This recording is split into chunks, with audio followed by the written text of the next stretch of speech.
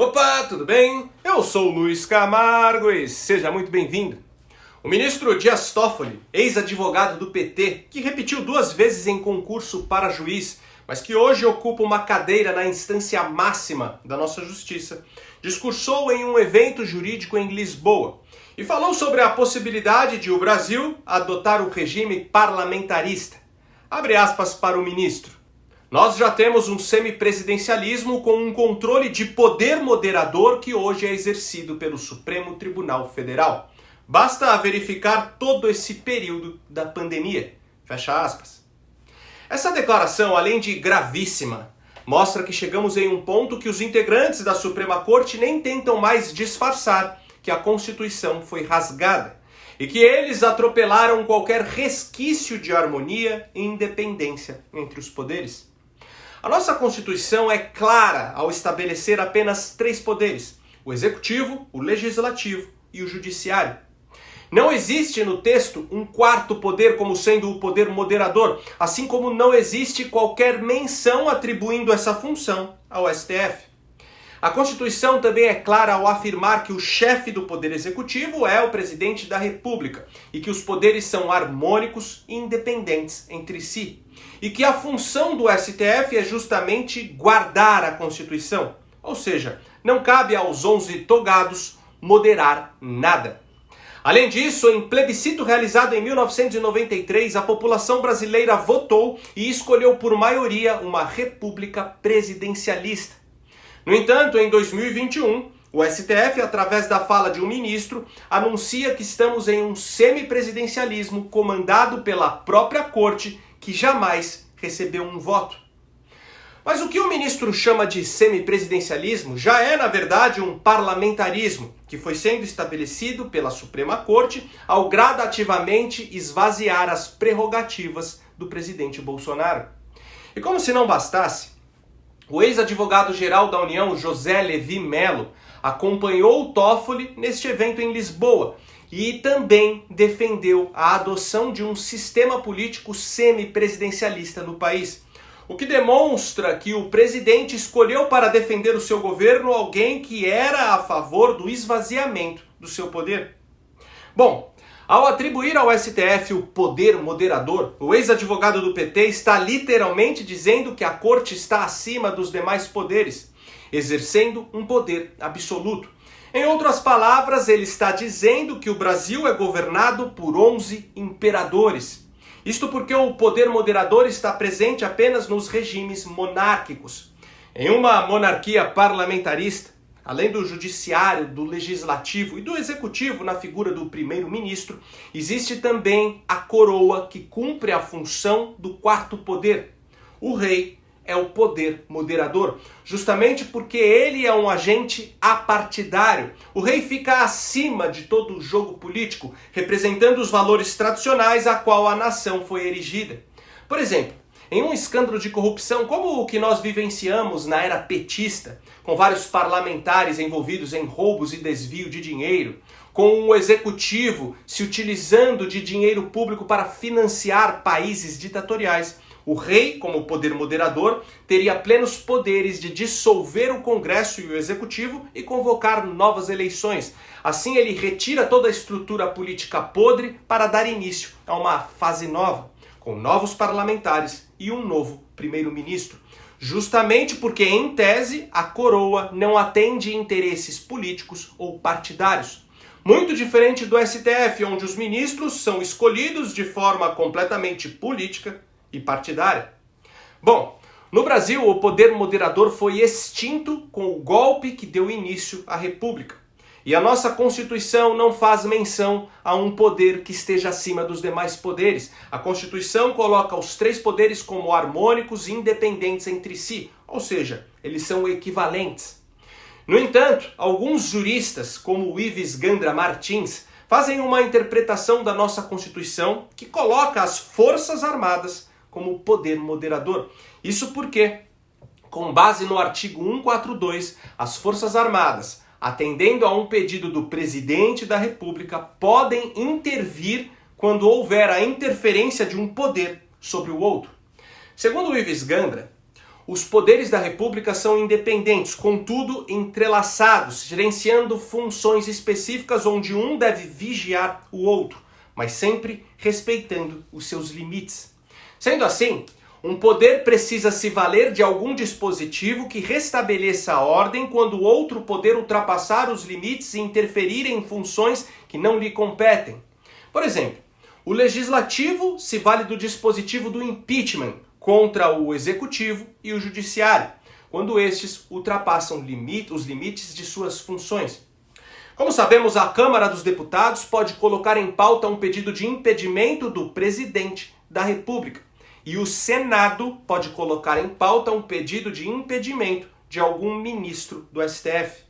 Já o STF pode se valer da cassação de mandato ou de uma ação penal contra integrantes do Executivo e do Legislativo. Nessa dinâmica, o Poder Executivo não pode se valer de nenhum dispositivo de moderação quando for vilipendiado por algum dos outros poderes.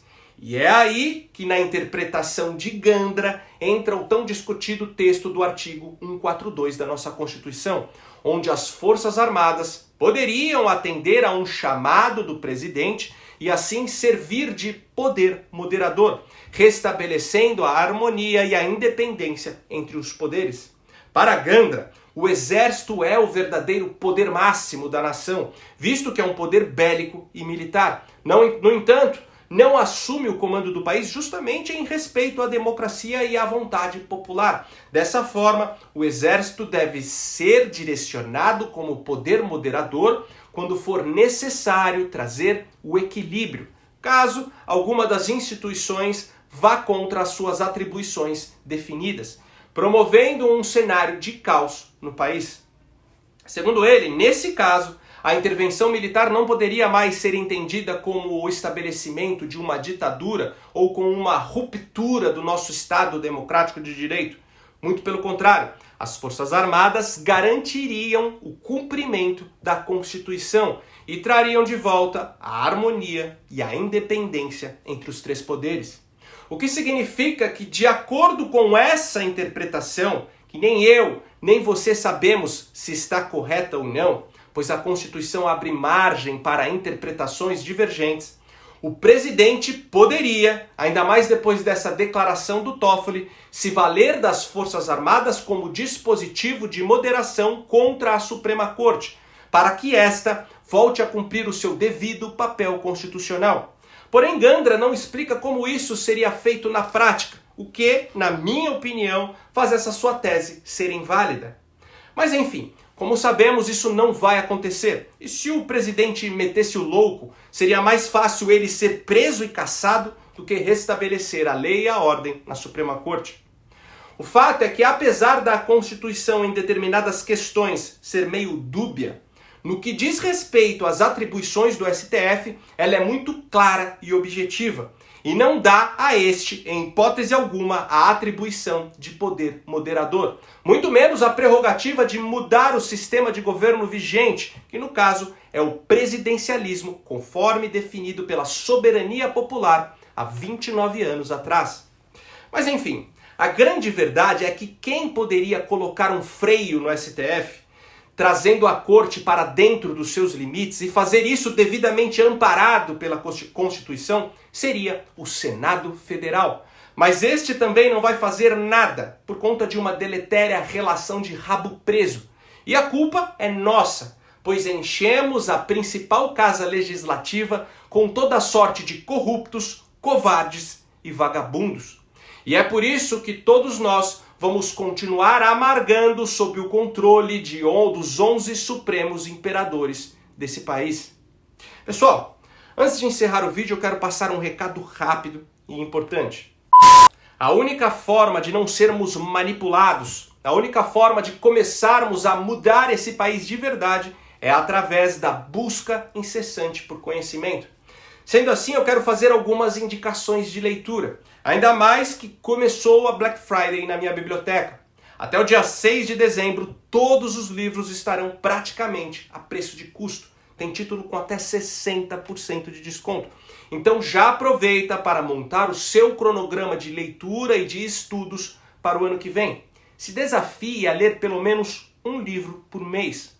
Para você ter ideia, Juristocracia e o Fim da Democracia, para você entender aí em linguagem simples, sem juridiquês, porque hoje vivemos nessa ditadura de togas, de R$ 37 você vai pagar apenas R$ 24. Introdução à Nova Ordem Mundial, um dos livros mais vendidos da biblioteca. De R$ 44 você vai pagar apenas R$ 24. Agora, uma seleção de livros fundamentais, mas que você vai pagar menos de R$ 20. A Anatomia do Estado, do Rothbard, de R$ 26 por apenas R$ 13. Você entendeu? Estou falando de uma obra clássica que todo direitista deveria ler por apenas R$ 13. Marxismo Desmascarado do Mises, de R$ 39 por R$ 17.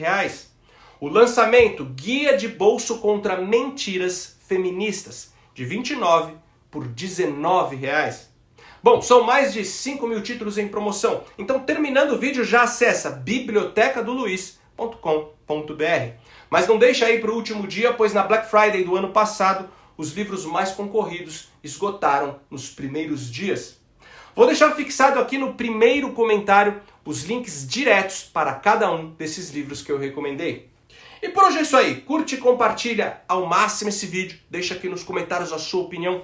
Ou deixa só um alô mesmo, pois isso ajuda demais na nossa relevância.